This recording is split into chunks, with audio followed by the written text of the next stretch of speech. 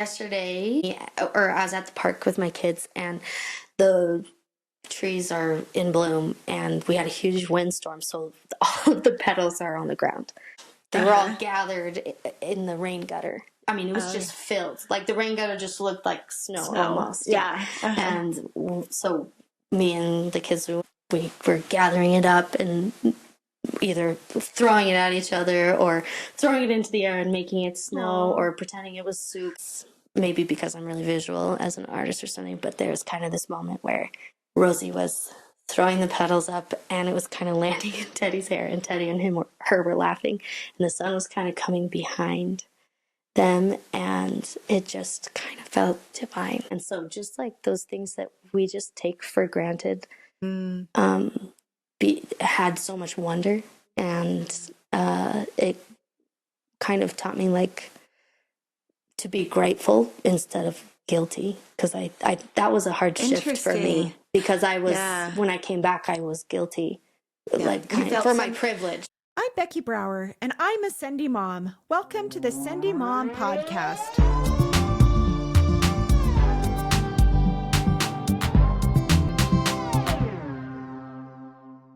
Welcome to the Sendy Mom podcast. I am so excited to be here with my friend Leslie Morley. And Leslie's mom was on the podcast about a year ago, or maybe a little more than that. You got to go back and listen to her episode because it's amazing. It's Ricky Riggs, and she talks about surviving in the wilderness. It's something about surviving in the wilderness, and it's like incredible stories. Leslie has had a lot of experience in painting and in lots of different art forms. So we'll go ahead and start out by just having you give maybe your bio, just kind of where you went to school and what you studied and what you're doing right now. Yeah. So I I went to Southern Utah University, and that's where I took a lot of like my first oil painting class everything. And then I kind of moved into I got scared, like, I shouldn't be going to school for art. I need to do something practical. You know, you get in that mindset. Not that I was discouraged in the home at all or anything like that. In fact, it was the opposite. You know, like everybody makes you feel like, okay, you need to have like a good, solid source of income. Yeah, exactly. Yeah. So I kind of moved away from that. So I ended up getting a bachelor's degree in psychology. So wow, really solid. Oh, it was so good in so many ways, but really it requires like more education to really get into the fields professionally. So after I graduated BYU, I ended up going into marketing for a while before I did art. So just to pay the bills and stuff. But that's kind of my You're an artist extraordinaire, though. So, but yeah, it's like art's one of those things that you just got to be Sendy. And that's really what makes you kind of a Sendy mom, too. So tell me why you would want to be on the Sendy Mom podcast and what makes you a Sendy mom. So I'm a big fan, long-time listener. I listened even before you had my mom on the podcast, because a lot of the women who you've invited, a lot of your guests, I know and love, and it was for maybe the same reasons you like to. It's fun to kind of get an inside scoop on their life.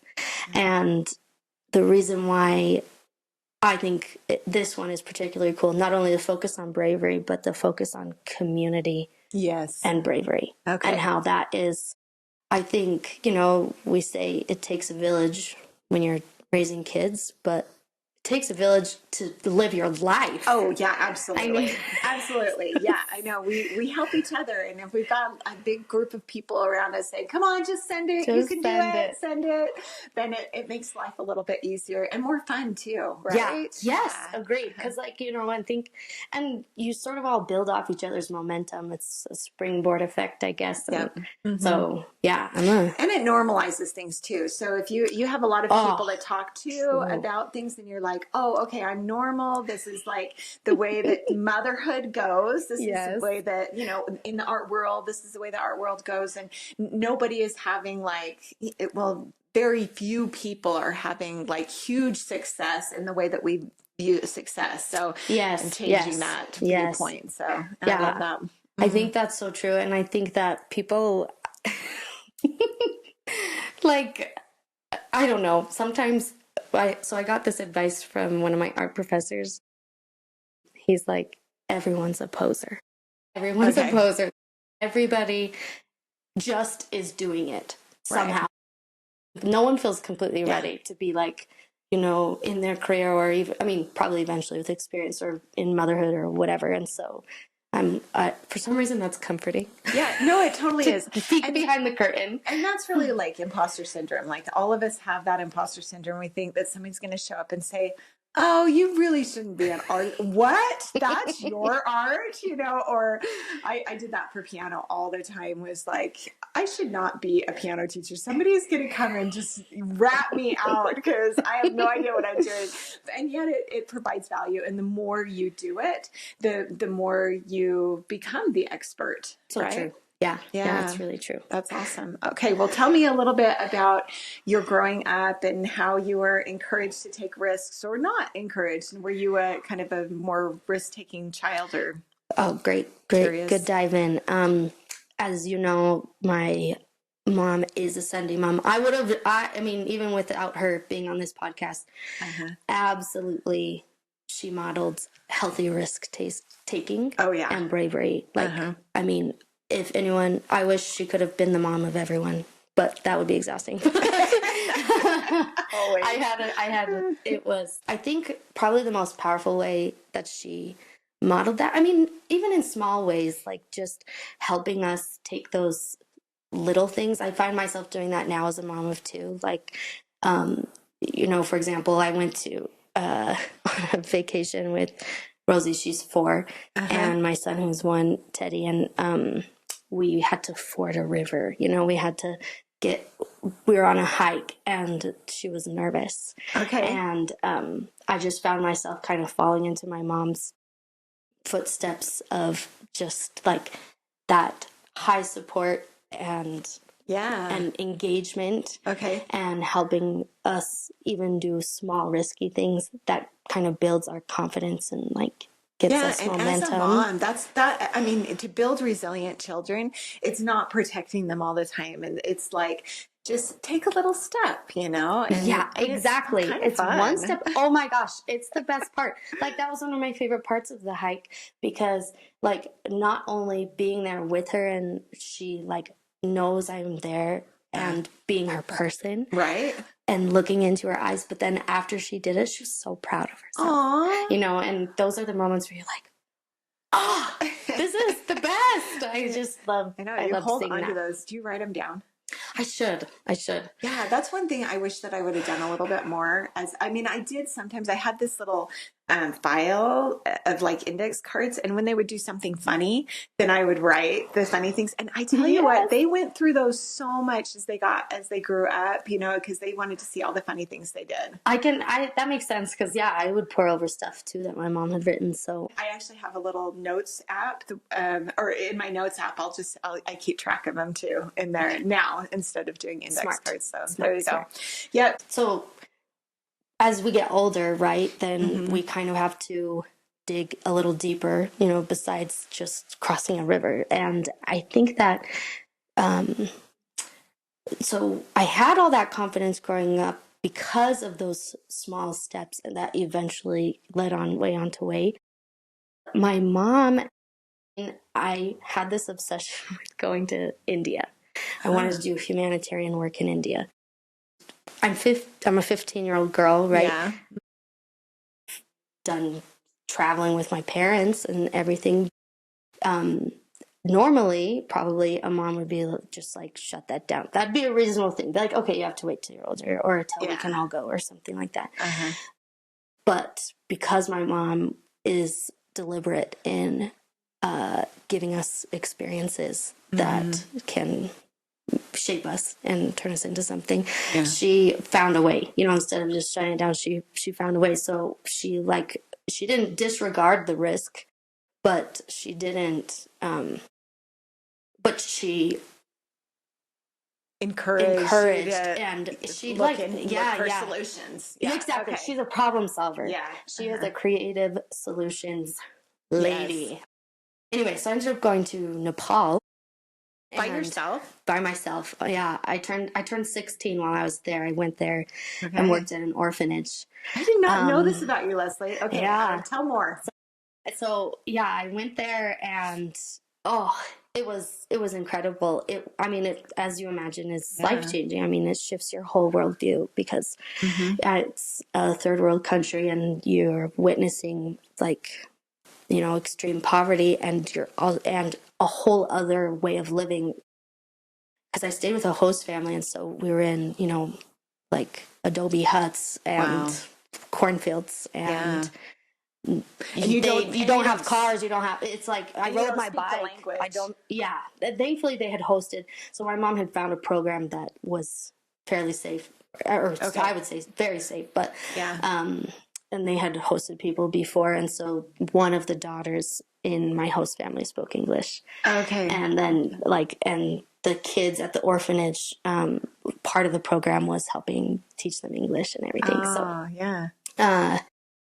Anyway, amazing, incredible experience, and it kind of tell me a story. Gave me I want to hear like, what did you learn? Like, well, you were there. What were some of the things that you had? What were things that you did? So you were teaching English. What are some of the other things that were your responsibility? We were just kind of like grunts at the orphanage. Really, we just like helped with meals, and mostly there were other volunteers, and we kind of fell into our roles. And I got lucky because I think I was so young or whatever. I mostly played with the kids. We did a lot of we played. Which is kind of one of the most important things because it's all about connection, right? Oh, yeah. And it was kind of one of those things that taught me because I sort of had wanderlust. I had the travel bug. Yeah. And I realized early that it's about the people just as much as I kind of had my sights I have to visit this place or whatever. Yeah. And it ends up being about them. I remember when I came home, I was like... I had just spent a long time in a rural setting with it felt like I was back in time. And then I came back and I saw my neighbors jumping on their trampoline and I just started crying because I thought, oh my gosh, those kids at the orphanage would have loved a trampoline. Yeah. Because we were playing in the dirt. I mean, we were playing with rocks and playing sticks and stuff. Yeah. And I had brought this was maybe illegal, but I brought poppets because it was those are so cute. Yeah, exactly. Yeah, things you throw on the ground, and that was the most exciting thing in the whole world for them. And so just those things that we just take for granted, had so much wonder, and it kind of taught me to be grateful instead of guilty, because I that was a hard shift for me. Because I was, when I came back, I was guilty, for my privilege. You were so privileged. No, I totally had the same experience before going to some of these places, or even just hearing about people who have it really hard. And I'm like, why did I get so lucky? And and then you just feel bad. And I don't think that's how we're meant to be. I'm just going to be grateful because it doesn't do much good to just feel sad all the time that I have to have it so good. No, let's be grateful for what we have and then give what we can, which is exactly what you did, and in going over there and making those connections, playing with these kids and helping them to see that there are good people in the world, It's a beautiful thing. And the thing is too, is I remember thinking they would have loved this or something, but they were happy. I mean, and my host family too. I mean, they were just working the rice fields and the cornfields, and but they had a community. The other people in the village and everything. They wouldn't just separately, individually work their own fields in their nuclear family. The neighbors would all come and work the same field together, and and then just rotate around the village, and everybody would help everybody. And everyone would help everyone, and everyone was singing, and anyway, it was I learned a lot that I have tried to carry forward in my life and other adventures and stuff. Well, and making connections with other people, because then you're able to see them a little bit more deeply. And it kind of normalized, people in other cultures and other civilizations or whatever, that we're all seeking the same sorts of things. And we find joy in playing games. We find joy in being with children, or in working, and all of these different things. We're part of the same psychology. Exactly. Yeah. And it makes you kind of strip away the stuff that you realize is kind of counterfeits for joy. Because I think that we get confused sometimes. I do. So that was pretty big, Cindy. I mean, then also when you moved, like, camped out on the coast of Oregon. Yeah. Right? I mean, that honestly, I think that was a little bit for me, because it was the semester I had just got back from Nepal. I had that huge worldview change, I guess. And I mean, I already didn't fit in high school, but even more so, I was like kind of lost. And my mom, I mean, she's like, okay, she's not thriving or fitting in or something. And instead of trying to help me fit in, or instead of changing me, she changed the system, which I think is pretty sending. That's really like sending, she's like, and this was back when like online school was a new thing. I mean, I was literally a part of it. Was called the Pioneer Program of online school. So she checked us out of regular public school, and then we went and stripped down to the basics of God, nature, and family, and lived in a tent on the West Coast. And that clearly changed her too. Your experience in Nepal, I think, probably changed her, and she was feeling some of the same sorts of things. Like, okay, let's go and strip it all down, just like these people in Nepal, and let's live the way that they lived. And do you feel like that was like a transformative period for you? Yes, yeah. I think it helped remind me to get back to my roots whenever I'm feeling out of sorts or something, how much connecting in a simple way with nature is a huge tool for grounding yourself. Okay. Yeah, for sure. Yeah. And it taught me too that it's okay to do things out of the box. Yeah. Yeah, exactly. And then you can like pass that down to your children. That was a real gift that your mother gave you. To recognize that this is possible. Like anything is really possible.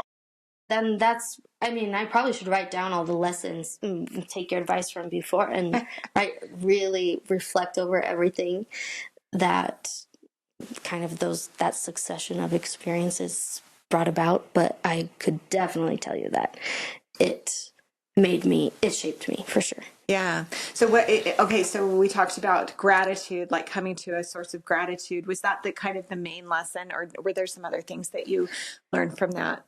I think probably the main one is so I talked to my mom afterwards, because I would hear people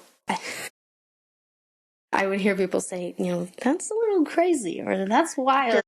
Yeah, and I'd be like, well, what do you think about that? And she's like, I mean, I think they just don't understand, because I do.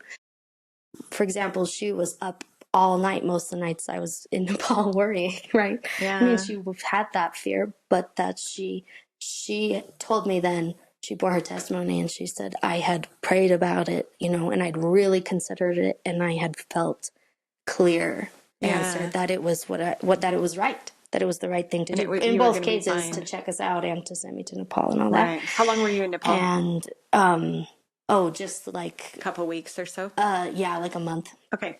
Yeah. And still, for a 16-year-old, that's a significant amount of time to be in that part of the world. Right. Yeah. Mm-hmm. But anyway, so it was kind of one of those that I realized in those moments when you're about to do something that you're kind of terrified of, or think is a little bit crazy, or is outside the box, or whatever. That's where God meets you. If you feel like you're connected with deity, it really brings a lot of, I guess, faith in God is what helps you overcome fear. That's the lesson that my mom taught me growing up, really. And that's true. And everything worked out.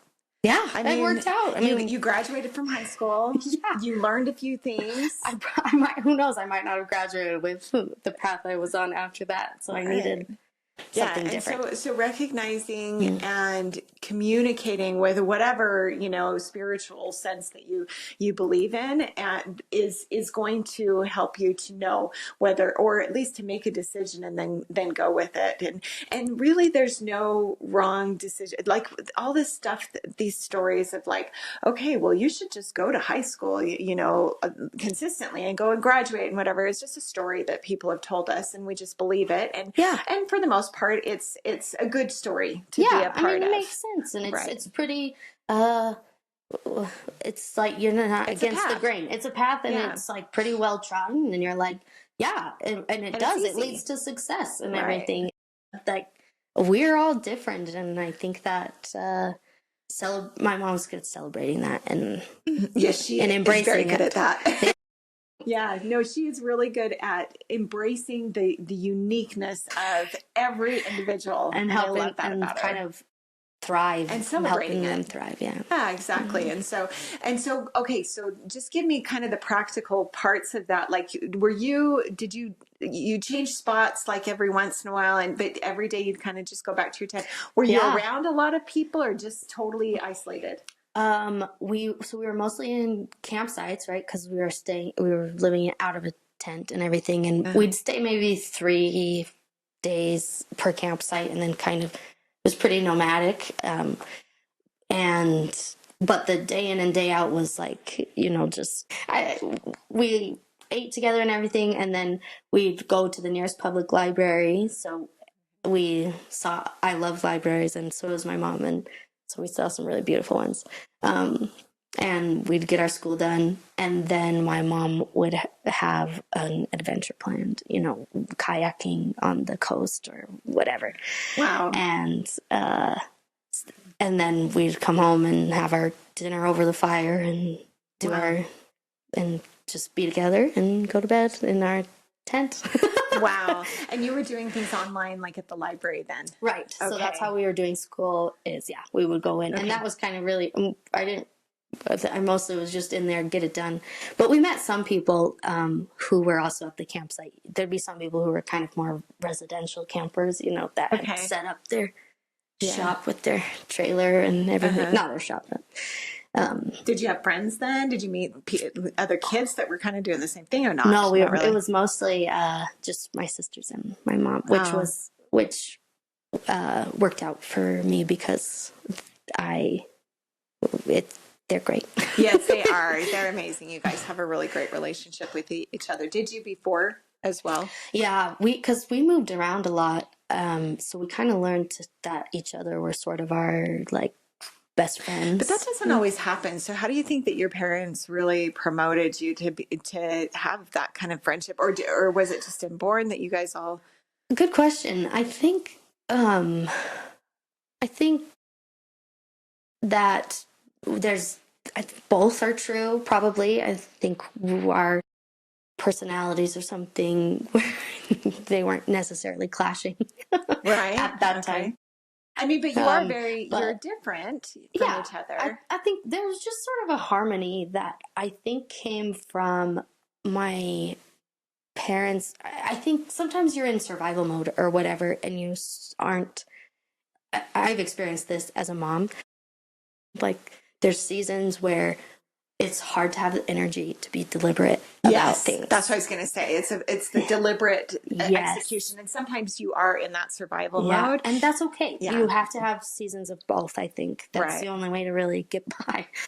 But then when you're able to move out of a different place and have that energy and everything, when we were moving around a lot and everything, I think that we did a lot of stuff. Like a lot of outdoor recreation, we did hikes and cliff jumping and swimming, and I don't know. We just were always outside playing together, and for some reason, I feel like there's something magic about outside that makes it so that even if you have crazy personalities meshed into a home, somehow there's something magic. Well, because that it's happens. about connections. It's like Talisha Landon, who was on my podcast a couple times ago, and she talks about like connecting in nature, and that's what she's really focused in on, and it takes her kids, you know, in the mountains all the time. And I think that there is a magic about there. It's not necessarily the nature, but it's the connection, and it's a really good way to connect with people is when you're outside, and particularly your children. You know, when you hand them an iPad or you sit them in front of the TV, it's a very isolated experience. It's It just really is. by themselves, and they're not making those connections.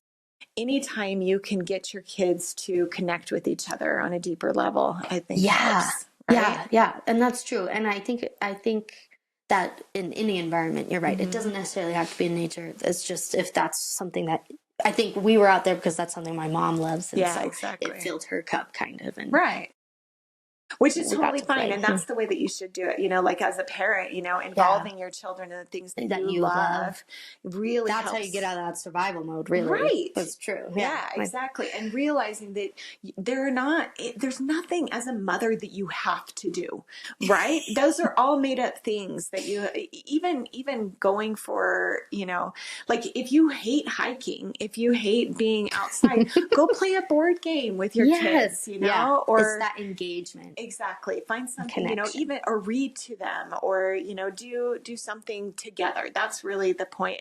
And when you can involve all of your children, and how do you do it with your own children? We probably similarly, I involve them in, we get outside, we get out of the house and we get out doing things and experiencing things together, because I've noticed that my kids are still young, so I am still experimenting. Rosie I've noticed that she loves to be a helper. I mean, like, I don't know, she just gets a lot of joy out and validation, or she feels proud of herself. And so when she helps Teddy do something like make it up the stairs and go down the slide at the park or whatever it is. She's very nurturing. Yes. She's very nurturing. So when she enjoys, like, I guess that sibling relationship, when she gets to show him new things, and like, you know,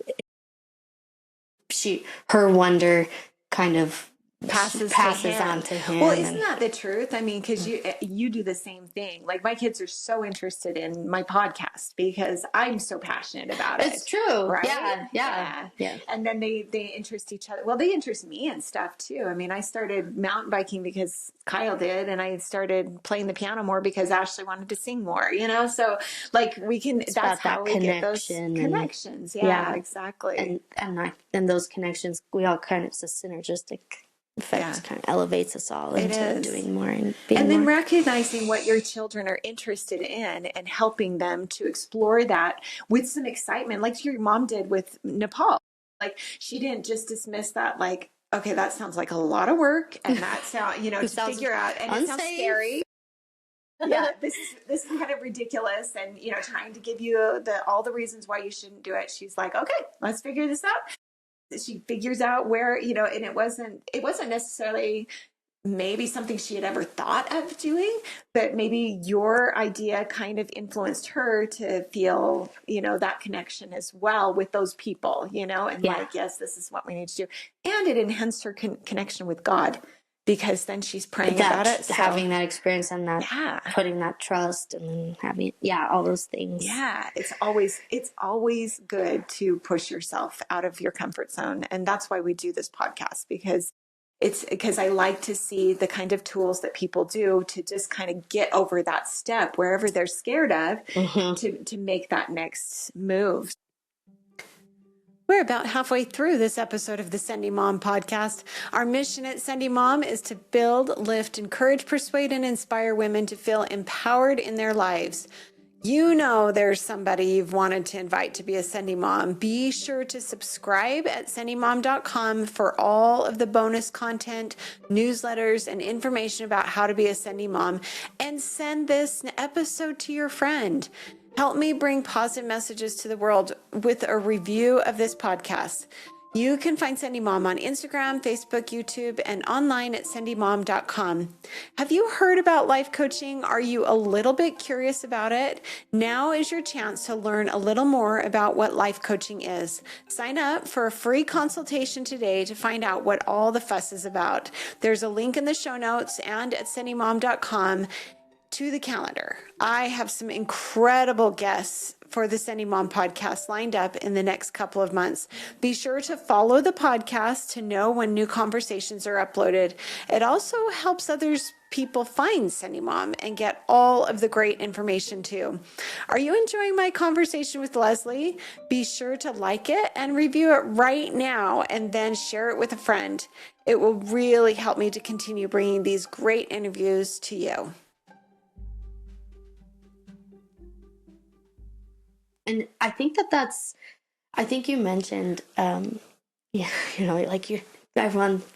when we were kind of talking about success, I sort of think that that's what success is overcoming. Yeah. It's not like I've arrived at this certain wealth threshold or whatever. It's like, okay, this almost seems impossible to me. Yeah. Or it seems impossible, or I'm so afraid, but then doing it anyway. I mean, that's pretty cool. Oh, that is really cool. That's where we get that joy and that alignment. Yeah. Because sometimes you realize the things that, for example, so I just barely launched my art business. Like my website, I launched it in January. So for always, even as when I was 5, I wanted to be an artist. Well, I wanted to be Jane from Tarzan because she's an explorer and an artist. I love that. That was, Well, you can totally meld the two. Oh, I'm going to be both, probably. I mean, I even have a Tarzan. My husband's so hot. Anyway, but I wanted to do that, but then, I kind of did a lot of other things. And because it's scary to me. Yeah. I love it. Yeah. So much that is my happy place in my studio, and that's where that's another grounding place besides nature is engaging with your creativity. My creativity. Yes. Yep, exactly. And I just you feel like I don't have anything to add, it's already been done or whatever. Everyone who needs another painter or something. And then I think I kind of got sort of following my mom's modeling, I guess, is being alive and awake in Christ and wanting to bear my testimony of him is what helped me take that leap into putting my art out into the world. Because the paintings that I actually have had in galleries or have on my website or whatever are about the divine family and about Heavenly Mother and Heavenly Father and Christ. And if I didn't feel like that was something that needed to be shared or I had a voice worth sharing, I wouldn't have done all the things I hate, like building the website or like getting active on social media or all those necessary things that you have to do in order to reach your dreams, all those scary things, all those vulnerable things. I wouldn't have had it unless I had leaned on my faith to face the fear. That's because it becomes not about you. Oh, yeah. Right? Yeah, that's true. Yeah, because if you're like focusing on, okay, this is my art and I'm going to put it out there and, it's like my child and how are people going to receive it and whatever. When it's like, no, I'm a conduit and like God gave me this gift so that I could, use it to express his love for his children. Then it becomes his art. It's not yours anymore. And so then it's not personal. Yeah. Right? Yeah. Then you have to do it. Because then a lot of times I think we're better advocates for others than ourselves. I mean, like I'm way more comfortable. I started this but it's gone now. But I had started this blog called Out from the Bushel, and I was trying to get people to be seen and let their light show and put it on a candlestick and out from under the bushel, Oh, I love that. And but I was way more comfortable being the candlestick holder than the light that was shining until recently I took the plunge. So. I know, and asked to be on this show too. I know. That's pretty Cindy. I'm telling you, that was more difficult than if someone handed me a plane ticket to somewhere I didn't even know existed. I would be like, absolutely, I'm in. But the idea crossed my mind to come on a podcast, and then I was like, oh my gosh, I'm afraid of this. That means I have to do it. That's right. We do stuff that we're scared of. That's a growing point. Woo, let's do it. Right, exactly, because that's how we get the growth is when we do the hard things. And I think it's really saying something about you though, Leslie, because and I shouldn't generalize, but like a lot in your generation, I feel like are fearful of a lot of things, and it's hard for them, and they're like, why would I do something that's scary? Like I don't have to, and so why would I do it? And they don't understand the growth that they can have through doing some of these difficult things. So that's amazing that you're, look at the things that, because maybe you've overcome some of the fears. Yeah. But there are more. There's always more. And that's kind of exciting. It gives us a purpose to just keep moving forward. Yeah. It's so true. And I think that it kind of just makes you feel like you're alive. Alive. What was it risks. You said? To be alive and awake. Awake. In Christ. Yeah. In Christ. I love that. That's such a great motto. So, yeah. I think words are really powerful. And my mom, she loves literature and poetry. And she had sayings everywhere, all over the walls. There was one in the bathroom. There's two ways of looking at life, and one is where nothing is a miracle, and one is where everything is a miracle. Things like that. And so there were lots. I mean, and a lot of them are about connecting with nature and God, and this is the day the Lord has given. Let us rejoice and be glad in it. That was, she had a ton. Yeah. And I'm like, I should do that because those stuck with me, and maybe I can pass it on to my kids for sure. I mean, we did that when probably Ethan was maybe 8 or 10 or something like that. We had a family home evening where we talked about coming up with our family mottos, and we just took a poster board and we just started writing these down. We came up with like 10 of them, and then 8 of them, and then we added a couple more. And then for Christmas, I did the vinyl lettering on these little wood plates. They hang all through my house with all these different mottos. And every night before or after we say our prayers, whoever said the prayer gets to choose one of the mottos. And we all put our hands in, and kindness begins with me. My gosh.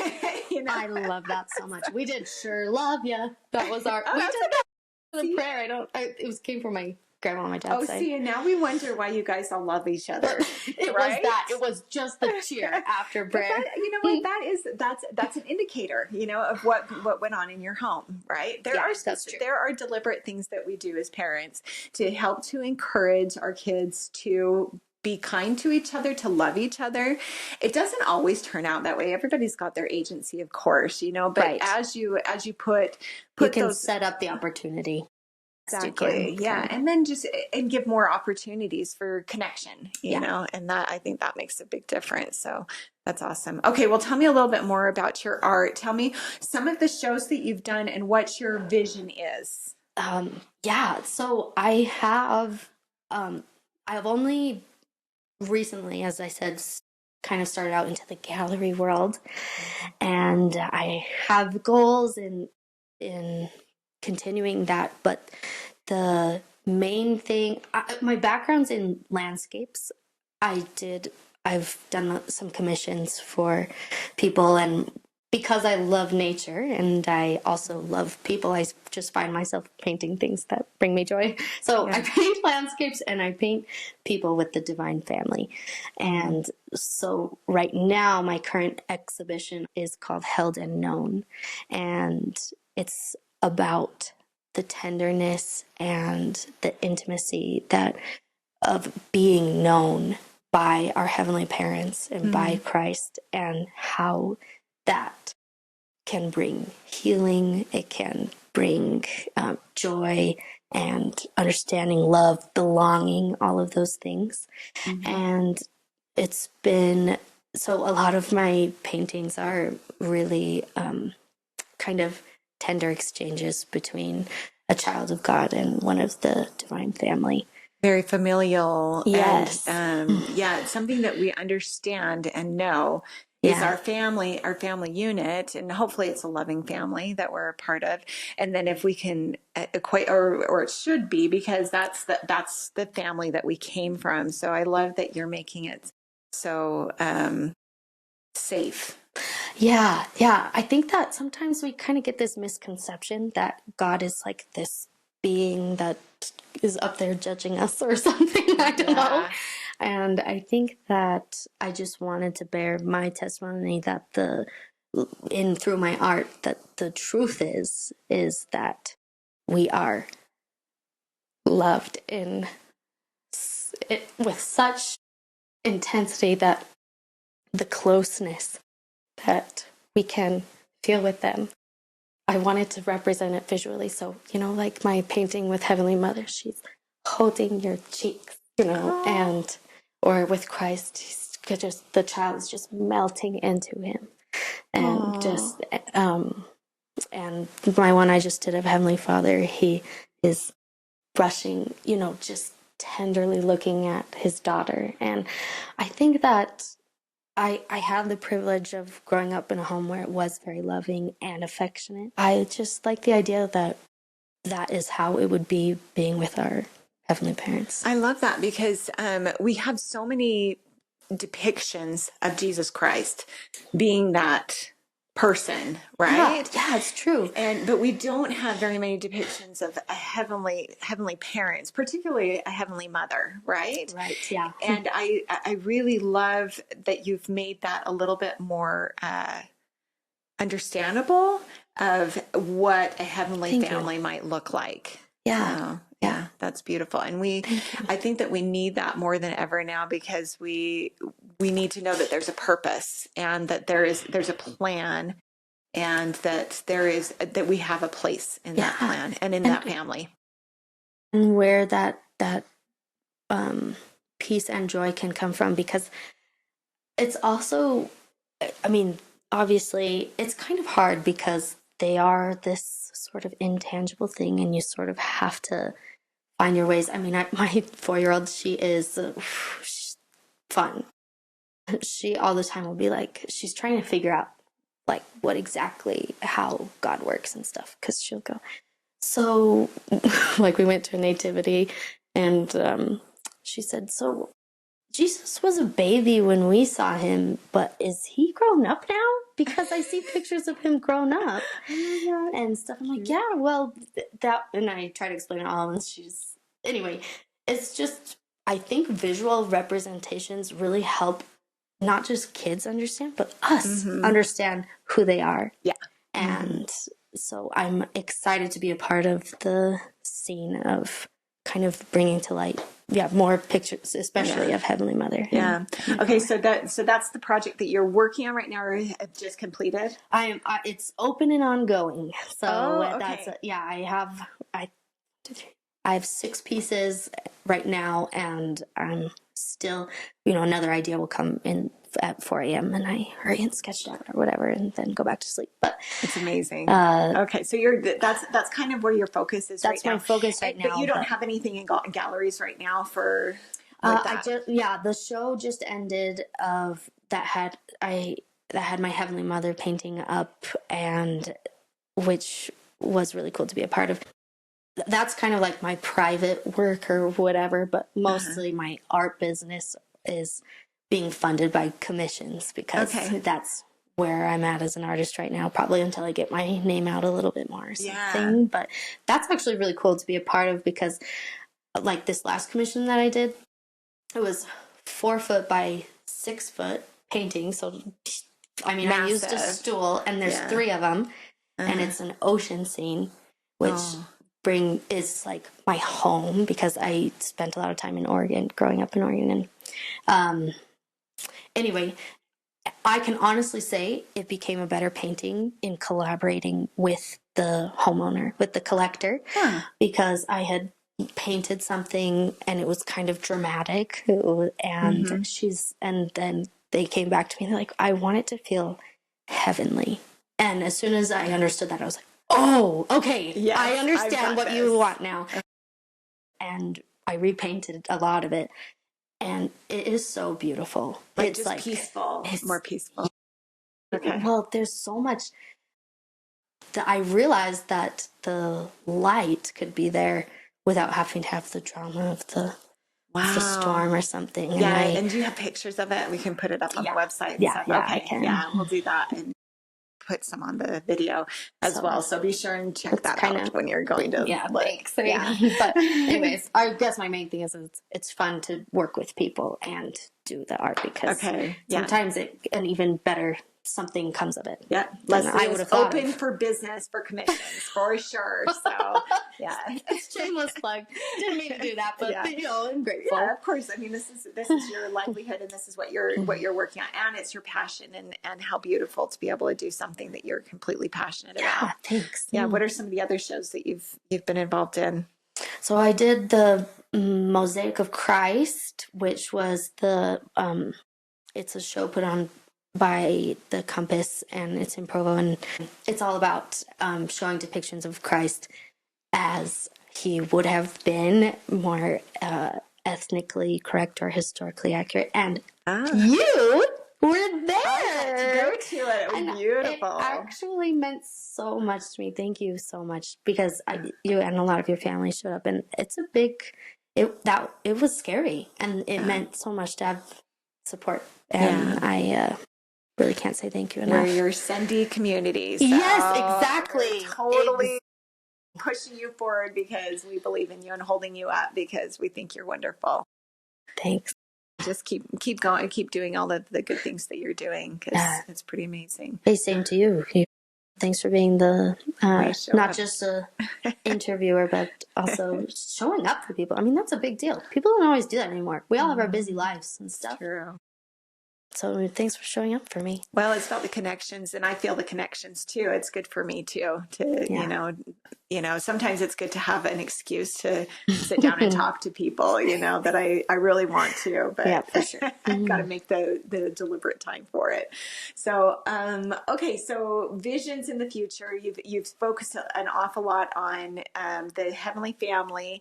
And do you have other things that you're kind of looking forward to? Yeah, I'm not exactly sure what this looks like, because it's sort of trying to find a collaborative team. So, hey, maybe you want to be a part of it. But I think that I want to, with my current, once I sort of complete this exhibition, the next thing I want to focus on is just that wholesome family, the joy that comes from parenthood, because that's my life right now. That's my life, is those golden moments with my kids, or even watching them with their grandparents or something. So I have so many pictures and memories and just like joyful moments to draw on, or tender moments to draw on. And I think that it's in those connections, those deep connections that you can have with each other. That's probably going to be my next body of work, is moving towards that. So I don't have a title or anything yet, but I already have like 10 paintings sketched out. I always have 10 paintings sketched out. Your creative brain is like on overdrive all the time. I think. Seriously. Sometimes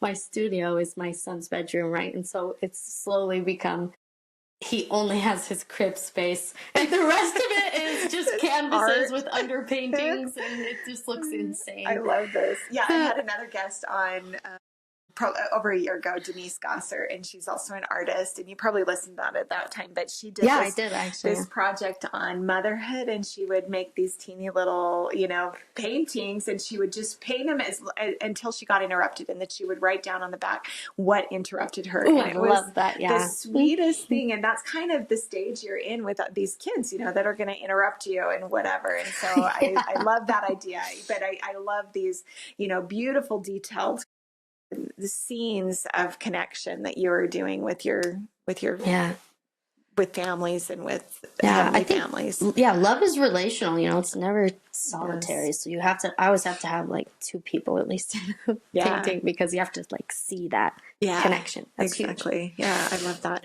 Well, I have a few rapid fire questions for you if you're ready for it. Yeah. All right. Well, tell me what's brought you joy in the last 24 hours. Yesterday, or I was at the park with my kids, and the trees are in bloom, and we had a huge windstorm, so all of the petals are on the ground. Oh yeah. But they had kind of, because of the way the wind had worked, they were all gathered in the rain gutter. I mean, it was just filled. Like the rain gutter just looked like snow. Almost. Yeah. So me and the kids, we went over and we were gathering it up and either throwing it at each other or throwing it into the air and making it snow or pretending it was soup. I don't know, just a lot of weird, random, whatever my 4-year-old came up with, basically.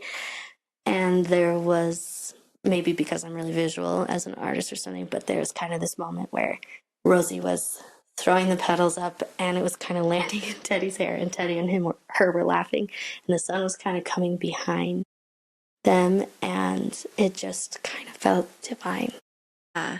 What a beautiful picture. And for you to be able to notice that, because you're an artist, you pick out these visual representations of joy and beauty. I love that. It was, maybe it'll be look out for a painting, because I'm sure I'll do it. Yeah, exactly, because it's that picture in your mind, and you're going to have to sketch that out. That's beautiful.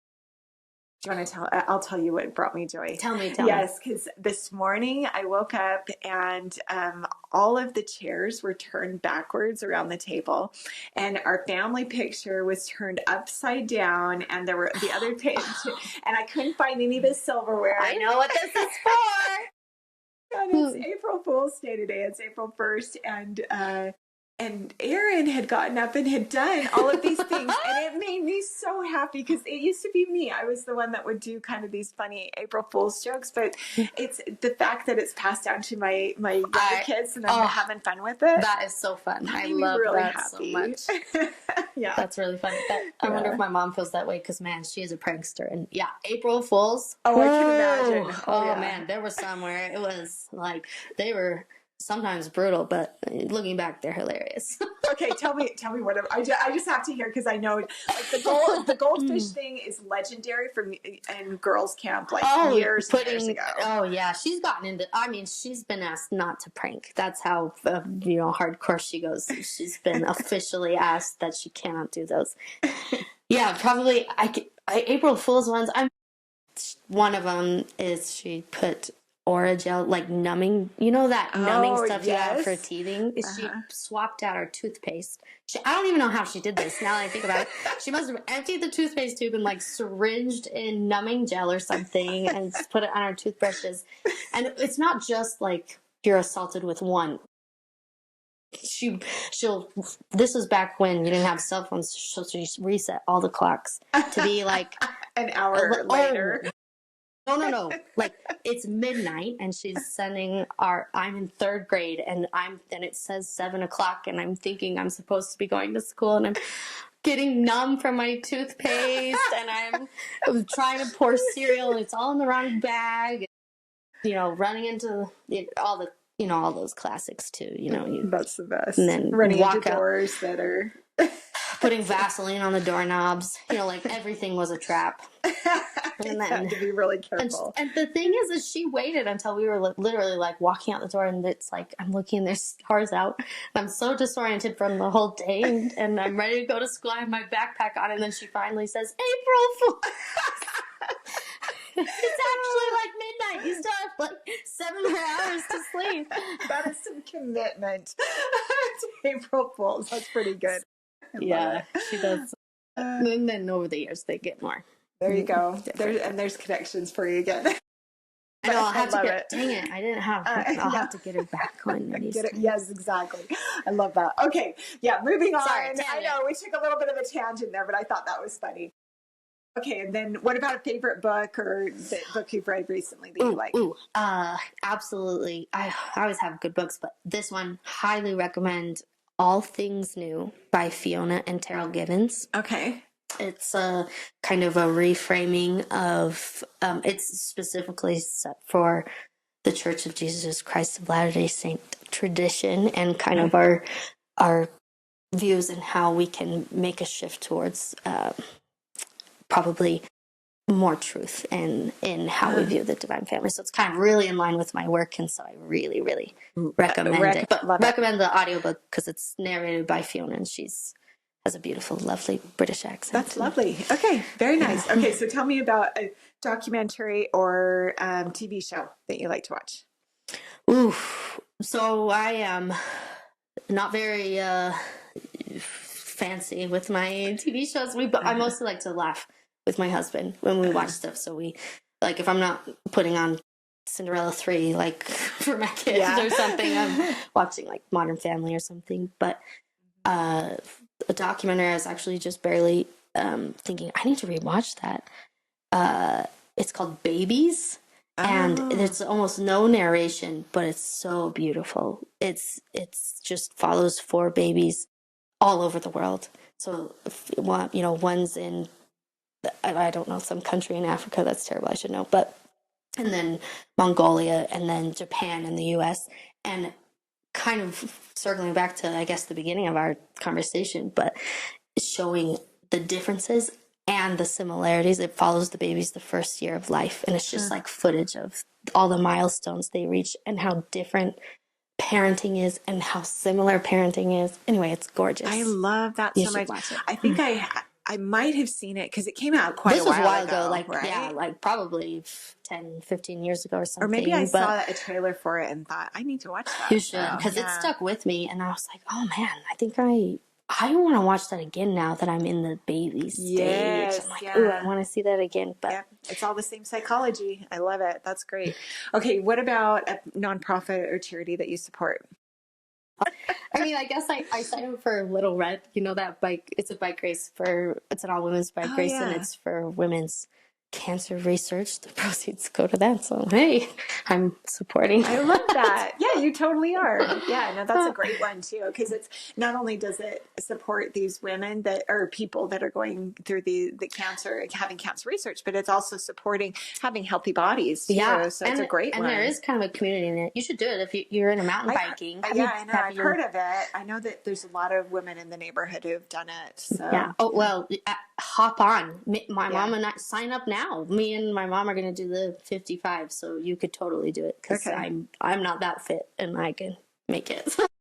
It might be kind of fun. I don't really do road biking. Oh my gosh, I was literally last year I did it, and I was like seriously on a normal, like a beach cruiser bike. And you did it, okay? Yeah, because it was just it's not like it's a different feel. It's more of an event than a race. It's more about just showing up with your and you don't like have to feel like you have to like.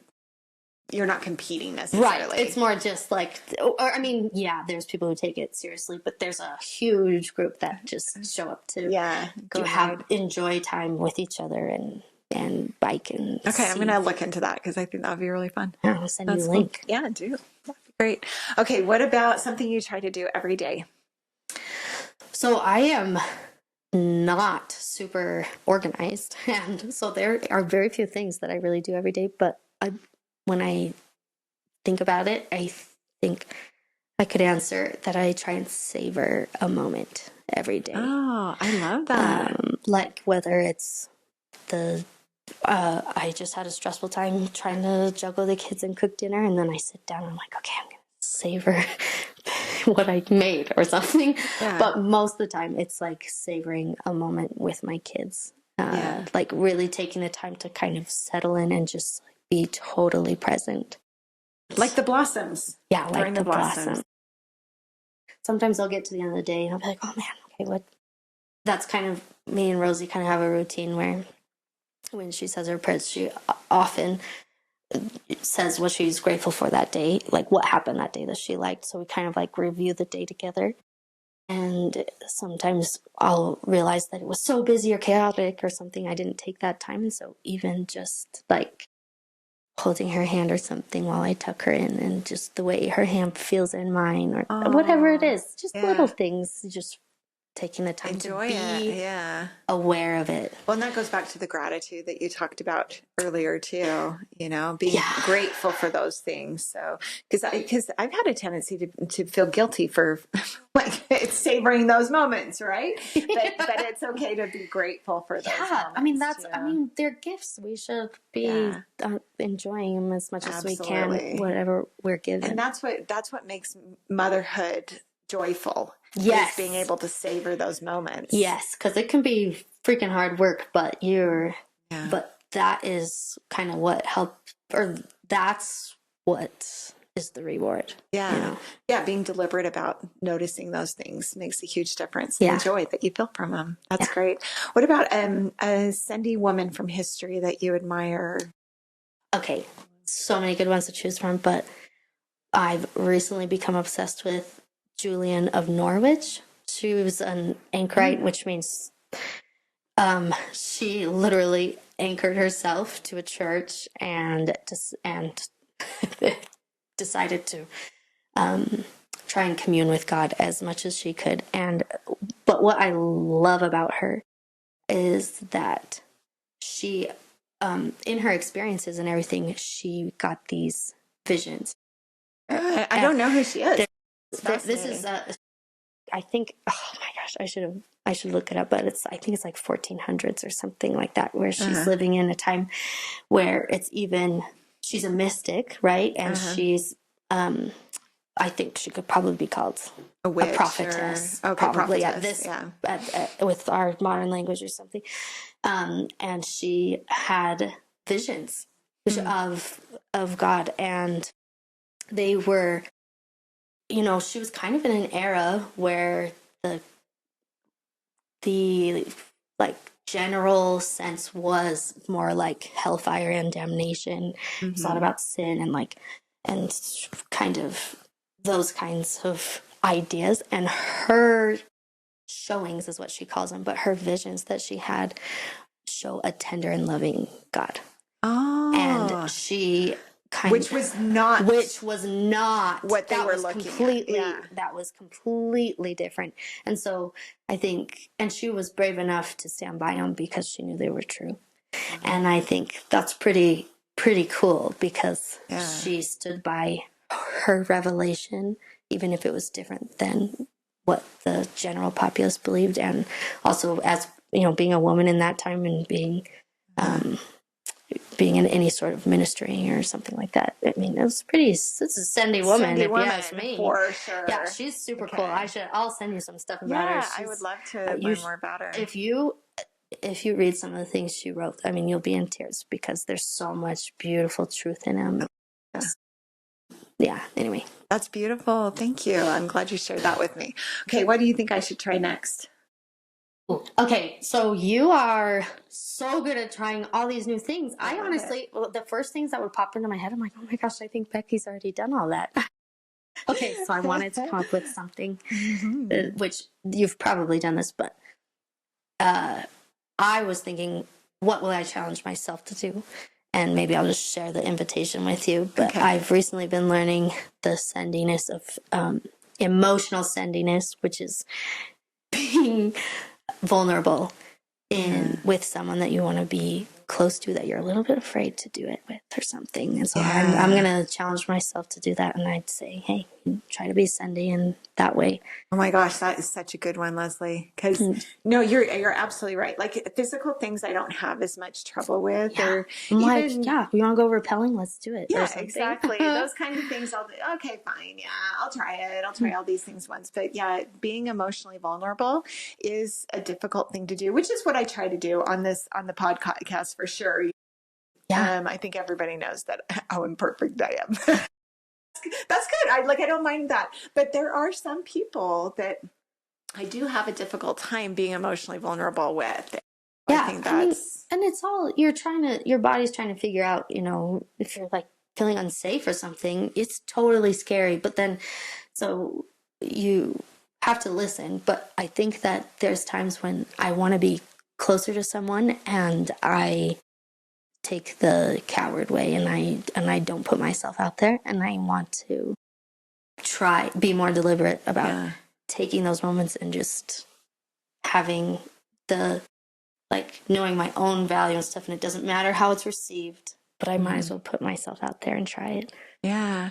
Well, which I think you're already really good at being, I mean, you're a very deep person and thank you. Have good, deep conversations. And it's hard to find not necessarily. There are a lot of people out there that want to have a deeper relationship and a deeper connection, but sometimes you have to feel that out for a little bit. Yeah. And you do. And you're not sure how it's going to be received. So yeah, no, I love that you want to do that. And I'm gonna look for that opportunity too. Let's do it.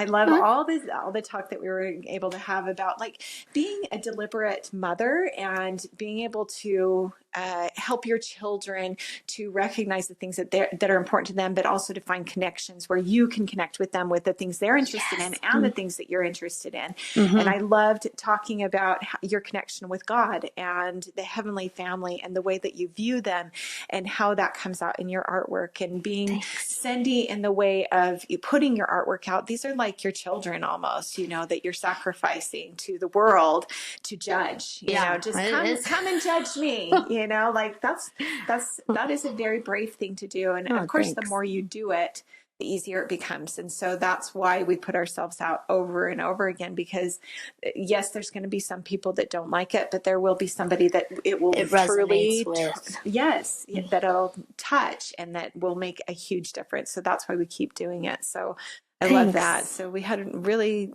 really great conversation. So I'm excited to go back and I loved it too. I feel like I learned from just rambling with you. Yeah. You're great with this is a gift you have. So thank you for sharing it with us and diving in. I love that. Yes, that's it's really good. So good to dive in. So tell people where they can find you on Instagram, on website, all that. Yeah, I had faith in a little bit of faith early on and bought the domain lesliemorley.com like a couple years ago, but only launched it in January. Okay. And then Leslie Morley Art for Instagram and Facebook. Working on TikTok. One of those things. I know. I haven't gotten in there yet, but my sister's like, she's helped talk about community. She's helping me. She's like, Kate, you just need to do it. This is Bryn. She's like, no one. Yeah, she's like, no one in my generation is going to be on Instagram or Facebook. I'm like, okay, let's do it. Teach me. That's great. So, and helping each other is a great way to connect with each other. The only way I've been able to do anything is with my people. Yes. Behind me. So. I love that. Well, great. It's been great talking to you today. We've got a great friendship and, and many more years to come. Yes. So, looking forward to it. Let's do it. All right. Well, thank you for being with us on the Sending Mom podcast today, and we will see you next time. Thanks. In the words of Eleanor Roosevelt, do something every day that scares you.